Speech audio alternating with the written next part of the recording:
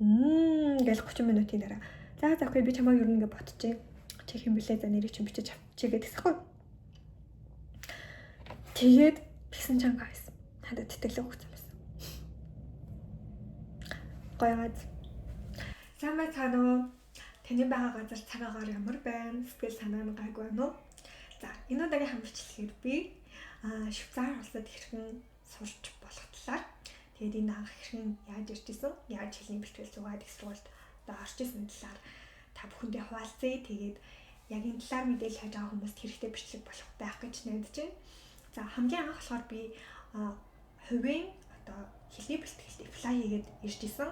Тухайн үед ингээд улсын сургуульд хэлний бэлтгэл байдаг гэдгийг мэдээгүй тэр нь хямдхан ингээд босоо онооч гэсэн яг ингээд бас хөөрхөн ингээд жоохон basic Франц хэлний мэдлэгтэй байвал оршиж болдог гэдэг би ерөөс мэдээгүй. Тэгээд анханасаа хувийн сургуулиудаа ингээд баян хэлээ өгчих тий. Хувийн сургуульд apply хийгээд ирчихсэн байгаа байхгүй юу?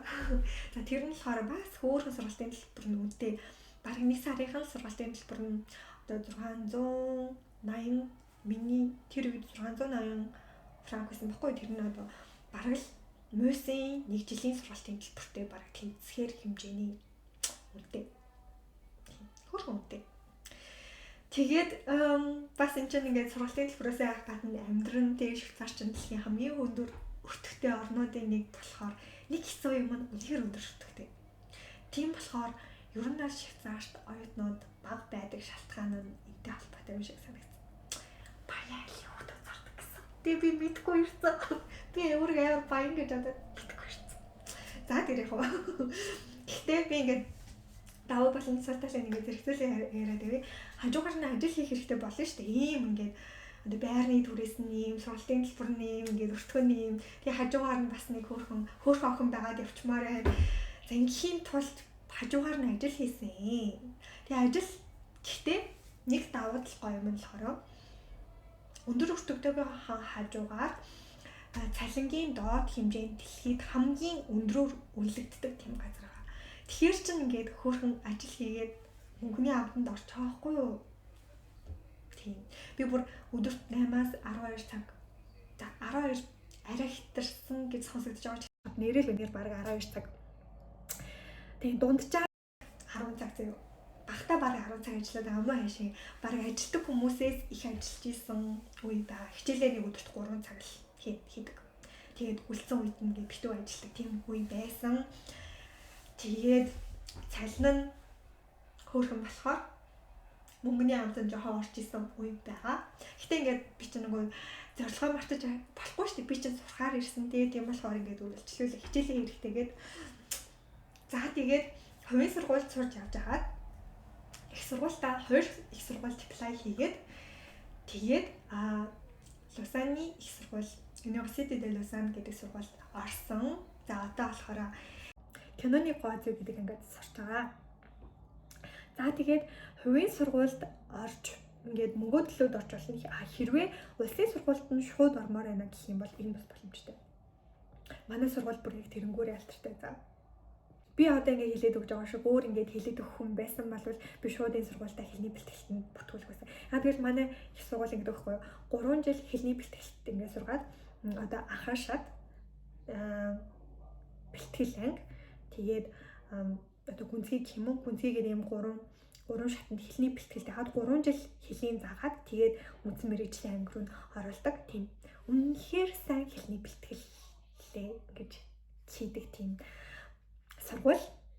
Тэгээд би ингээд нэг одоо муухай ч юм уу жоохон гомдлмоор юм болохоор би ингээд Монголд ингээд Франц хэлний сургуулийн төвөөс би ингээд Швейцарт юм уу Францад ингээд хэлний бэлтгэлийг хийж болох уу гэж хадаа болохгүй шүү дээ. Чи одоо ингээд манайд хэлний бэлтгэлийг хий гэж хэлчихсэн. Тэр хүмүүс яг тийм яг ингээд бүх одоо Европын их сургуулиудын ч юм уу альсгүй ингээд хэлний бэлтгэлүүдийг мэдгүй байдаг байж болно л доо. Гэтэ яг Монголд хэлний бэлтгэлээ хийхин нэг давуу тал нь болохоор яг одоо орчиндөө байхгүй байгаа ч гэсэндээ энэ өндөр өртгийг ингэж төлөхгүй. Та ингээд өөрөө Монголдоо дураараа ингээд аав ээж хангэрт ч юм уу тий альсгүй бол хямдхан байрны түрээс төлөнгөө хэлээс орч болно. Гадаадад ингээд хэлний бэлтгэлээ хийхин нэг Давуу тал нь болохоор мэдээж гоё орчинд нь байна ингээд гоё орчныг нь ашиглаж болно хүмүүстэй гадаадаар ярьж болох ч гэсэндээ тэг өртгөн өндөр.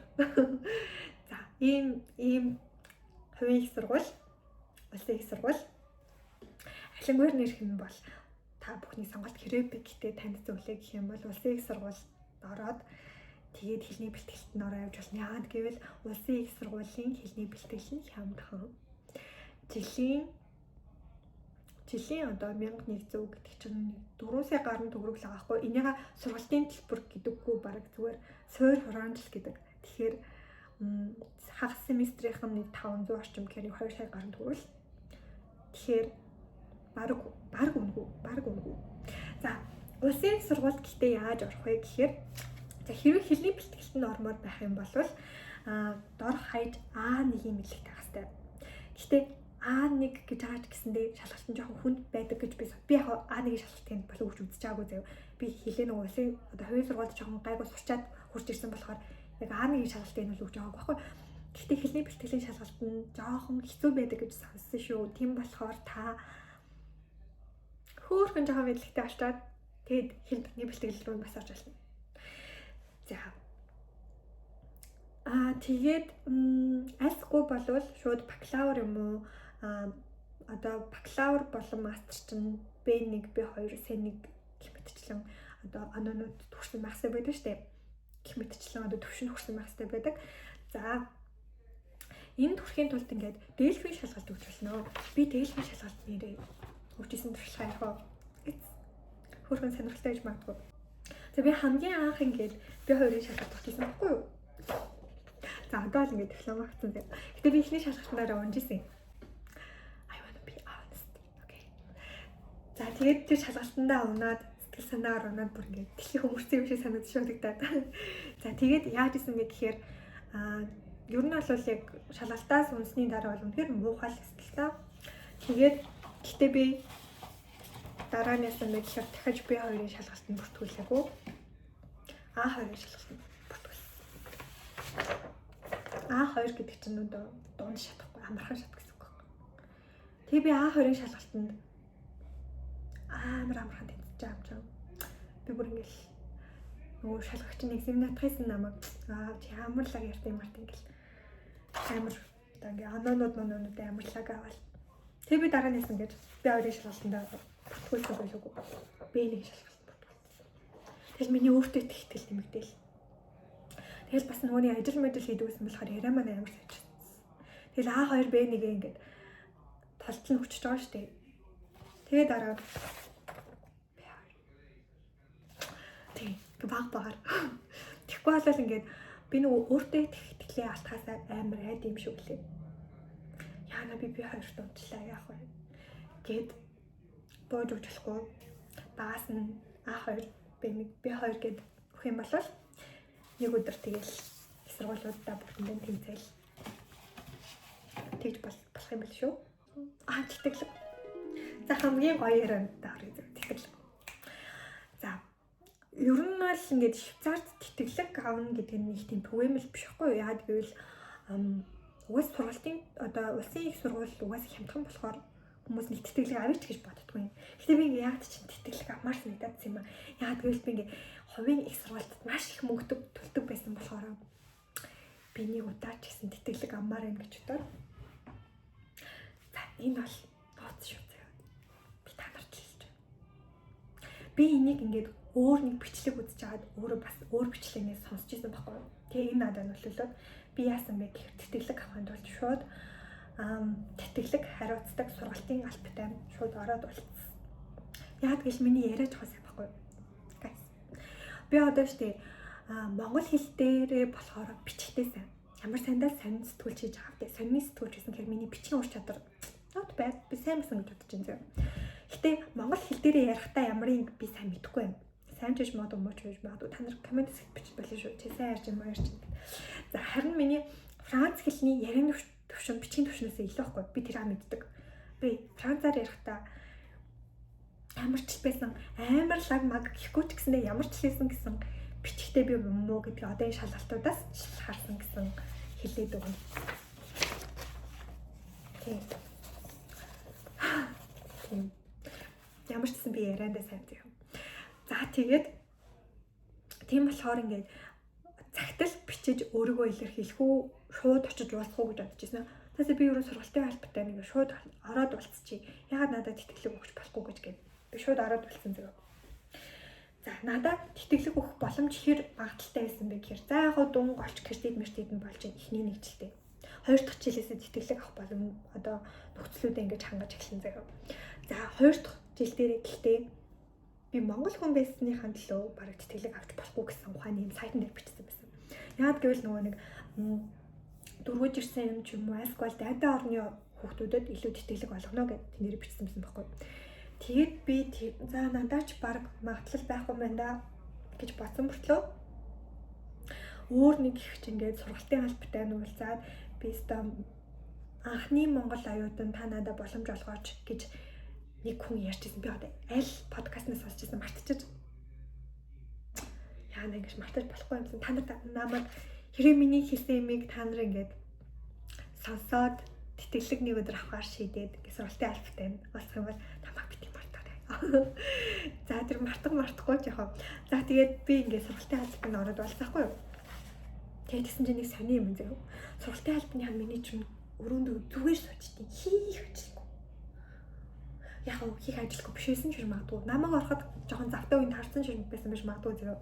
Гэтэ надад амар завтай юм шиг санагдсан. Тэгээ надтай бүр ингэж юм яриад би таа чинь бүр ял 30 минут юм ярьсан гэж боддоо.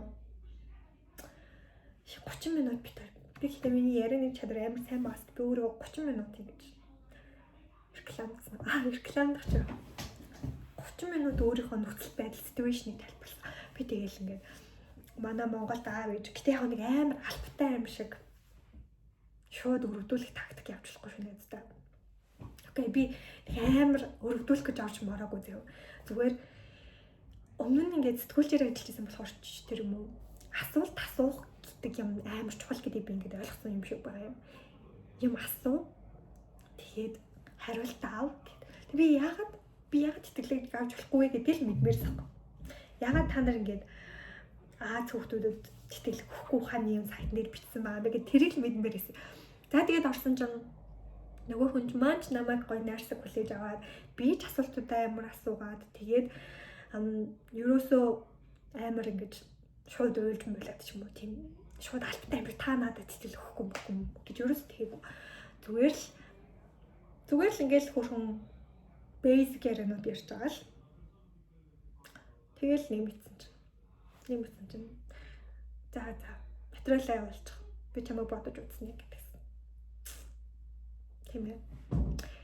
Тэгэхээр сургалтын албатай ороод чадвал хэрэг чиний ярианы чадвар чинь бичгийн чадвараас сайн бол. Хэрэг ярианы чадвар чинь сайн биш бол эсээгээ маш сайн бичээрэй.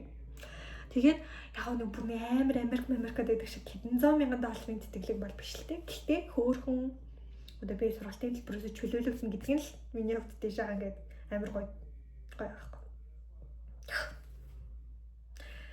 За тэгээд ингэж тэтгэлэг авч исэн. Тэгэхээр хэрвээ чадвал сургалтын албатай нь ороод уулзаад тэтгэлэг авч болно шүү. Хувийн сургууль руу хэрвээ хэлчин муу бол хувийн сургууль руу хэрвээ баяа айлын хот бол хувийн сургууль руу улсын сургууль руу орох юм бол болно. Хичээлээ сайн хий. Франц хэлний basic төвшөнтэй байх хэрэгтэй. Дор хаяж А1. Одоо Монголд баг А2-ын оноотой байж энд А1-ийн шалгалтанд тэт шүү. Яагаад гэвэл би нэлээд өөхт одоо Монголд жоохон Франц хэл сурсан мөртлөө энд хэлний бэлтгэлтэн шууд орж чадаагүй хэд өөхтэй би харж ирсэн. Тэгэхээр дор хаяж А2-ын оноотой байх юм бол шууд улсын сургууль орж болно хэлний бэлтгэл. Тийм байна. Тэгээд начиг сэрлэн байж чадах юм бол тэтгэлэг бас авч чадна. Тэгээд миний сургуулийн сургууль биш ээ. Чи үлээ. Хувийн сургуулийн юм. Тэгээд Франц хэлээр энэ гурван технологи болж болно. Тэгээд хажуугаар нь англи хэл, герман хэл, орос хэлний дугуулангуудад явж байна. Хэрвээ хэн нэгэн миний энэ ингэж ярьсан шиг хизээний цагт ингээд сургалтын албатай нуулзаад яриад тэтгэлэг авч чадах юм бол миний бичлэгийн зорилго биеллээ л гэсэн үг. Тэгээд бас хэн нэг нь ингээд шууд улсын сургуульд хямдхан орш болох юмыг мэдхгүйгээр цаг хугацаа алдаж мөнгө төгрөгөө алдаж хажуугаар нь ажил хийж ядарч тэхгүй тулд нэг ч шалтгаан хүүхд ингээд нэгээ сурчаад шууд улсын сургуульд нь ороод миний бичлэгийг үзчихээд шууд улсын сургуульд нь орсон байх юм бол миний бичлэгийн зорилго биеллээ гэсэн үг. Швейцар амар гоё улс, байгаль нь гоё. Тэгээ манай сургуулийн кампус бүр үнэхээр үзэсгэлэнтэй. Тэгээ оюутны хотхон гэсэн үг. Тэгээ спорт заална guys. Би гольф тоглож болно. Дисний шүхрээр нисэж болно, цанаар голгож болно. Сургууль дээр штэ. Бүр ингээд хийж болох 70-80 чагсаалт байдаг. Тэгэл би тэндээс шинэ семестрт болгоно. За энэ жилийн үнд явах вэ? Балетт явах уу? Энэ жил бокст явах уу? За би гэхдээ бокс сонирхдаггүй. Белли дэнст явах уу? Волейболоор хичээлэх үү? Би одоогоор 4-ийн л туршсан байгаа. Миний бие бүгднгийн бол дийлэхгүй. Гэхдээ би бүр ингээд турших амар дуртай цаа. Их сургуулийн бүр амар үнэхээр гоё. За тийм байна guys. Тэгээ Монгол хүүхдүүд ер нь л амар лаг би мэддэг. Гэхдээ жоохон зарим нэг типүүдийг мэддэг. Би биэндээ хайртай байгаад би биэндээ зөвлөгөө өгөөд тийм байх юм бол бүгдээрээ хамтдаа лаг байж чадна. Хятад еврей хүмүүс яг тэгдэг юм шиг санагдсан. Яг би биенээс юм харамлж би ингэсэн биенийгаа нуунд гэхгүйгээр би биэндээ би ингэсэн шүү. Чи бас ингэвэл чамд хэрэг болж магадгүй гэд би биэндээ аймаг гой хуваалцах дуртай. Би тийм байхыг хичээж байгаа. За тэгээд дараагийн бичлэг дээрээ хэрэгтэй юм ярихыг хичээнэ. За тэгээд түр баяр таа.